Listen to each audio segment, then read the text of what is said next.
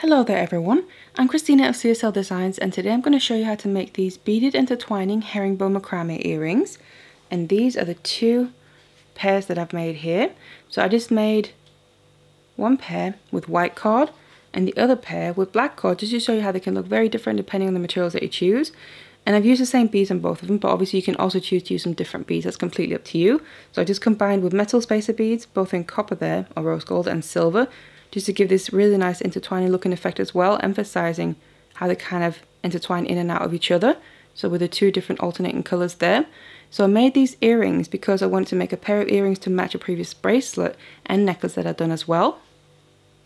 So first of all, the bracelets that I made here, these were the original ones that I had the idea for. So you can see you get that same effect of the intertwining herringbone with the beaded sections. And again, I've used the same materials just to give you that impression of the darker cord and the lighter cord, so they can look really nice on both of them. But again, obviously you can use whatever kind of materials that you want to. So you can see here how the earrings match nicely with the bracelets. So you can see the exact same effect, except in the earring we're actually getting this graduated effect because we're using different sizes of the large beads.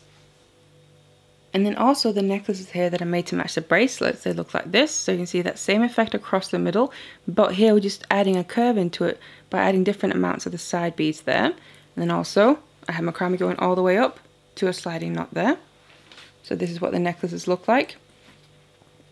So they go nicely with the bracelets, and obviously then the earrings now as well.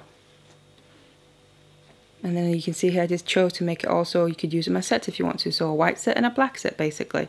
And I really like the combination of these metal colours and the beads as well. So I do already have tutorials for the bracelet and also the necklaces there if you want to check them out. I'm going to put links down below there in the description box, and also having made a playlist. But if you want to learn how to make the earrings to match those, then keep watching this tutorial. So these are the materials that we're going to need. First of all, I'm using this 1mm satin cord. I'm just using this black color to make it contrast nicely with all the metal beads that I'm using. And then as for the beads here, we need several different sizes to achieve that graduated effect that we want for the earrings. So I'm starting out with some 10mm rounds. Now these are the largest ones, and I've just chosen to make these copper. The next ones down are 8mm rounds. These are silver in my case. And the next ones down from that are 6mm rounds, again copper, so I'm alternating between the colours. And the final ones there are 4mm rounds, and they're silver. So these four sizes here are going to be used for the centre of the earring to get that graduated effect. And the remaining two beads up here are 3mm rounds, so I'm using both silver and copper for that because I'm going to be alternating between them on the outside edges. And then finally we just need a couple of drop rings as well, alongside our earring findings of course. So what I'm going to be using are these earring posts and butterfly backs, but obviously you can choose whichever kind that you prefer. And also do check out the description box below the video because there you'll find the material list and any links that you might need. So let's get all the materials ready and let's get started. So then the length of cord that we're going to need for one earring is first of all a length of 40 centimeters here. So this is the shortest one, and this is going to be the holding cord. And then we'll need 4 lengths of about 1 meter each, and these are all going to be the working cords. So to begin with here, we need to take the holding length of cord to the shortest one, and then I'm also taking a jump ring. Now make sure this jump ring is completely closed because you don't want a little gap there so the cord can slip out through. So close it up first of all, and then I'm just going to add the jump ring onto one end of the cord and pull the cord through slightly here. So we have a longer length of our cord and then also a shorter length there coming from either side of the jump ring. And then we have this, so just a short length enough to work with here. Then what I'm going to do is attach this to my macrame board. So this is my mini macrame board. And it's just to start out with, I'm going to place this jump ring and the cords obviously, both of them through one slot on the top, and then just leaving that jump ring through towards the back. And then bringing the cords down. Now obviously one is too short to reach down to the bottom of the board, but then I'm going to place the long length opposite in a slot down at the bottom there. And then this is how we have the cord positioned on our macrame board. So as you can see, we just have that little end kind of flipping around and being loose. So what we're going to do now is also fasten this more in place using the other lengths that we now need to attach. So I'm just going to take one length at a time, and these are the working cords. And then what I'm going to do is put both ends together like that, so they're nice and even. Because then what we can do is find the middle here. I'm going to keep hold of that. And then I'm taking one end while I keep hold of the middle and bringing that underneath the cord that we attached onto the board already. And then I'm bringing the middle in underneath the holding cord there, and underneath both of them, just that little tail. Just make sure if it kind of wants to spring open or spring out a bit, that you keep bringing it back in. And then need to attach this cord to those using a square knot. So bring one side over first of all, and then the other side over that, and then come underneath everything in the middle, including that little short end, and bring it up through the loop here on the first side. Pull it all the way through, and then we can just grab onto the two lengths and pull them tight, which then attaches it, and that's the first half of a knot. Then to make the other half, we just do the same but start from the other side. So now I'm starting from the right side. It doesn't matter what side you start from as long as you make sure to stay consistent. So you could start from the opposite side and then you just do the opposite side when you get to the other half of the knot. So just whatever comes natural to you. And then do the same here. And that's now a full square knot. And we've attached this new cord, so the working length, onto it, having as even length as possible going out to the sides there. And we've also now fastened that short end in place. So you want to attach the rest of the cords there in the same way. Minus the very last one here. Now you attach it using the same knot, but what you do is you just attach it to that long holding cord by itself and not around the short one, because what you want to make sure to do is all these cords that you just attached, so the working cords, you want to push them up close together so they lay just underneath each other, and that then has this short end coming out between two of the knots. Now what you just want to do now is kind of get this out of the way, so wherever you need to put it, it's going to bring it kind of over here to the other side and pull it towards the back so I get it out of my way. And I can also just kind of add it into a slot up there so it stays out of my way, because we now don't need to use that for making the rest of the piece here, just really to help finish off at the end. So just get my cords ready here. So I now have all of my 4 working cords attached, and just like I said, make sure they're pushed nice and close together. So then we need to start adding in our beads as well. So the first beads I want to add in are the ones here on the middle holding cord, so the 4 different sizes. So what I'm going to do first of all is release that cord, and then what I also like to do is, because this is a synthetic cord, I can singe the end down using a lighter here. Now obviously do be careful because it's a naked flame and it does get hot. So just singe it down and then kind of create a little needle out of it by rolling it between your fingers. And that then makes it much easier to get through the beads. So I'm adding my largest one first of all. Just get it through here. And we just want to add the rest of them in a graduated manner. So I now attach all my beads here, ranging from the largest one, graduating to the smallest one. So I'm just going to push them down, get them out of the way for now, because we're just going to be using here one at a time. So the first one obviously is my largest one. So what we need to do is now start using these working cords to bring them down and join up and kind of capture in, just kind of separate my cords out here, these large beads one at a time, working our way downwards. And we're also going to be incorporating the smallest beads on the outside edges. So to do that, we need to go to the top 2 cords on either side. The other 2 you can just put straight out to the side and bring these 2 on either side down over them. And I'm just going to work on one side at a time here. So we want to start, I'm just starting on my left side. It doesn't matter whether you start on the left or the right. But then what we're going to do is you have the top one and then the one right below it. So the one right below it, which is kind of the inner one that's closest to the holding cord here, that one you need to bring over the top of the other one and then back underneath and bring it back through the loop. So like that. So it kind of loops around in this direction, you can see. And then we tighten this by holding the holding cord taut as well. Now we need to bring that same cord underneath the holding cord and then back around and through again. So it's basically the same thing but just in the opposite direction. and then hold the holding cord taut and tighten that. So that's now a full knot, and that's the vertical lark's head knot that we're doing. So then what we need to do is add our first bead here, and beads get added onto what's currently the holding cord. They kind of change jobs throughout.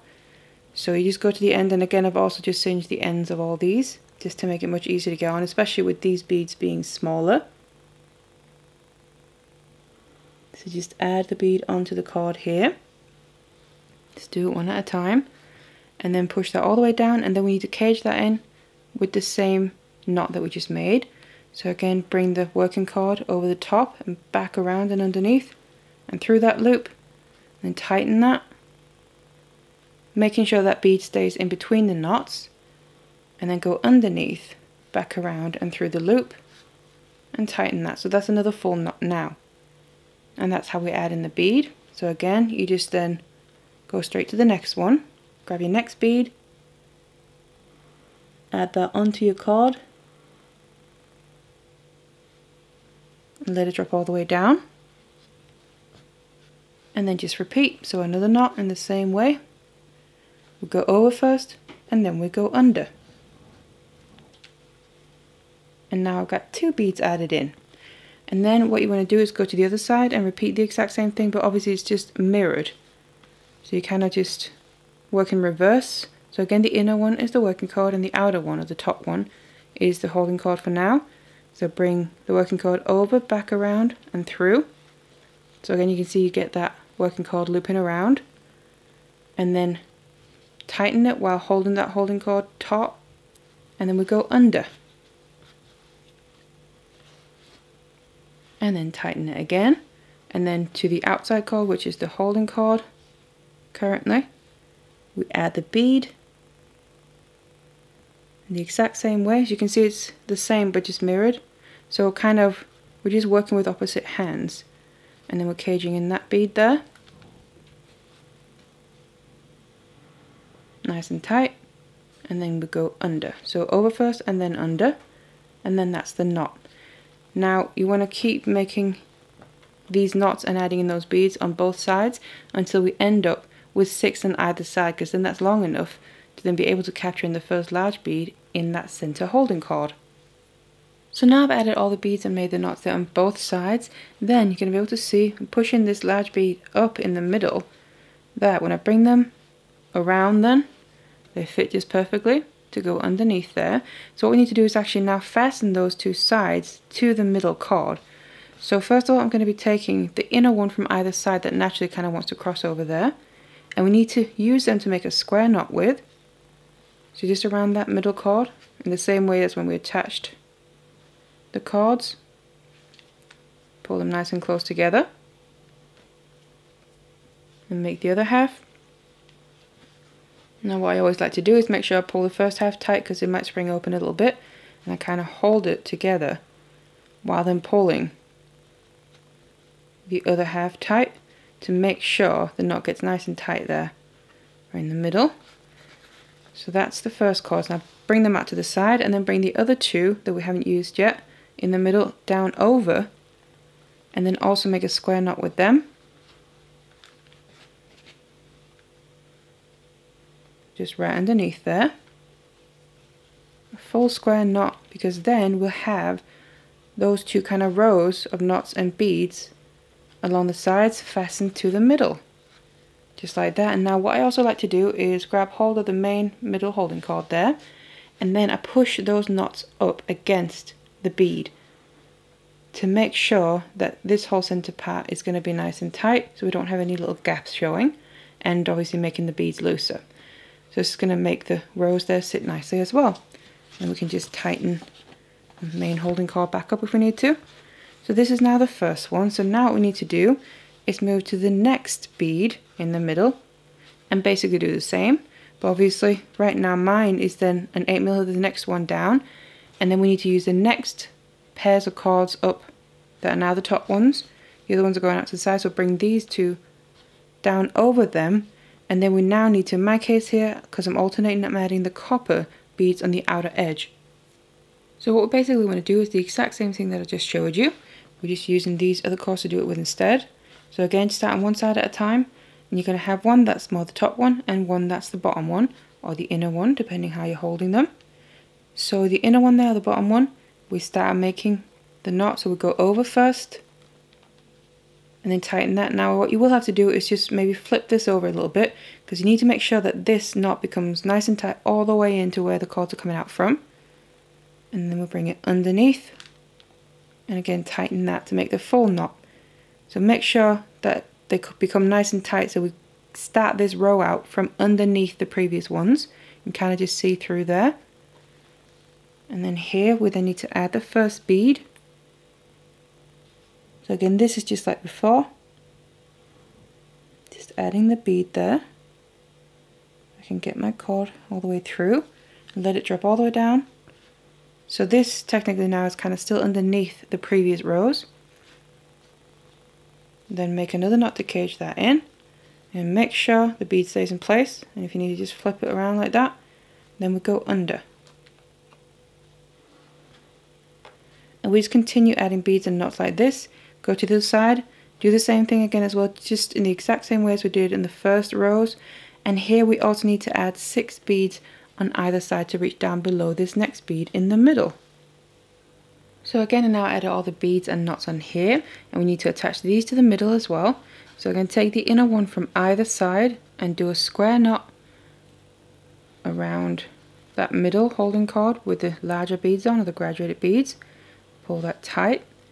Do the other half as well, just in the exact same way as before. Make sure the first half is tight, and then pull the other half tight as well, so we get a full square knot. Now remember to use the other ones as well, so just bring the ones you just used out to the side and bring the others down over, and then make another square knot there. So we then get the cords into position for the next time that they need to be used. Just like that.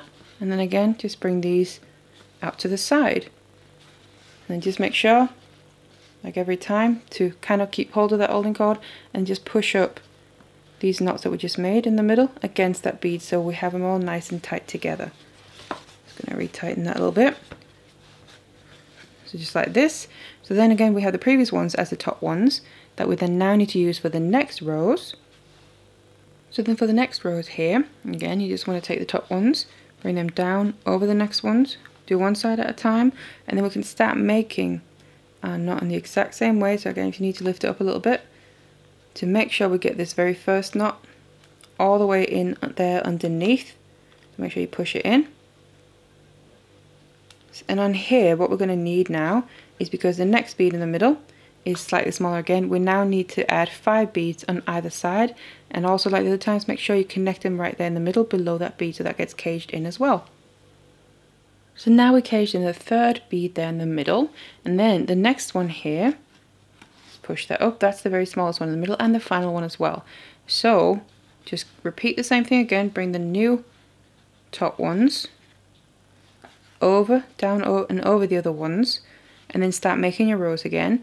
And this time here, what we're going to need is again one less than the previous, so this is 4 beads that we need to add on the side, and also make sure to cage them and fasten them there in the middle. So now we're caging that final bead in the middle, and then what we basically need to start doing now is finish this off. So again, we have the new top pairs on either side, bring them down over the others, because we do need to just do another row with beads on the outside to kind of bring them down and finish it off just nicely and graduate it. So again, make sure you separate them out and then start your next row. And what we're going to do here is add 3 beads, because like I said, we don't have any more beads in the middle here, the larger ones. But what we're then going to do with these rows here, and then add the beads, obviously do the same on the other side, is just bring them down and come down underneath the previous knot we did in the middle. So now that I connected that last one as well, then we're now done adding in all the beads. So all we're going to do now is just give a nice little finish to the very kind of tip down here. So again, we have the top ones, and just make sure you separate them out from each other as well. So now I'm going to grab the single top cord on either side and bring them down over the other ones, down over all of them, and then we're going to make a square knot using these around that middle cord and just tighten that below the previous square knot, just like this here, back out to the side again, and then take the next top one on either side, bring them down over the others, make a square knot, just like this here, tighten them nicely below the previous one, and back out to the side with the cords. And now that we're done making knots on this, we can now take this off of our board and then just finish it off. And this is then what we're left with. So obviously we have all the lengths down here of the working cords left, so we need to finish them off. But first of all, what we have is still this kind of big loop at the top. Now obviously we don't quite want it to look like this. So what I'm just going to do is flip it to the back, because we have this short little tail that we left out towards the beginning. And what we basically need to do is put my fingers on those top knots, they're the square knots where we attached all the cords. And then I just want to pull at this, which then you can see there, tightens up that loop at the top. And then bring it all the way so it then brings the jump ring down to sit pretty much nice and tight like that. So just make sure it's pulled all the way tight so the jump ring is more or less fastened there and in position. And then all we're going to do now is finish off the excess cords, and it's all going to be done in the same way. Now I'm going to be using a lighter to finish off the cords here. You can use glue if you want to, if you prefer that, or if you're using a natural cord.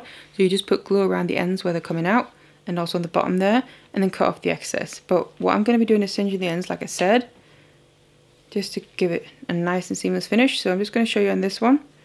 What we want to do first of all is cut down the excess, so I only have a couple of millimeters left. Just cut it down to have a very short length left. Something a bit like that there. Then I take my lighter, and obviously be careful because it's a naked flame again, and you just want to kind of singe it down, which is basically melting it. And then just make sure to push that in as well. You can either use the lighter, and I also like to do it with my finger there. Obviously you can do both as well. And then it's pretty much nice and seamless, and it's sealed nicely in place as well, so it's not going to come undone or anything, or any cords being pulled out, or any knots coming undone for that matter. So that's that one finished off, and that's then just towards the back. Just make sure that then that is the back of the earring when you attach your earring findings. And you just want to do the exact same thing with all these. Just take 1 or 2 cords at a time, cut them down, singe down the ends there, and then once you've done that, all that's left to do is attach your earring findings and obviously make your second one as well. So here are then the finished earrings after adding my earring findings as well. So just to that original jump ring where we started the macrame from, and obviously you can add whatever kind of earring findings that you prefer. So these are what the black ones look like. Now I also made some in white that look like this here, just to show how they can look different, but also because I wanted to make a pair of each that would match previous jewellery that I've done. So the original bracelets that I made that look like this here, again in the black and the white, just to get that same effect, and compare that to the earrings. You see them match nicely. So you can really get that effect of a set as well. And then also some necklaces that I made using the same technique there. Again, you can see using the same materials. So we have that beaded part in the middle, that's the main feature. And then we just add a curve into it instead of making it a straight length like for the bracelet. And then I have macrame going all the way up as well. And then we'll finish it off with a sliding knot. So these are the necklaces. So you can see they all match nicely together. So you can make a full set if you want to now. Also including these new earrings. So it all goes really nicely together.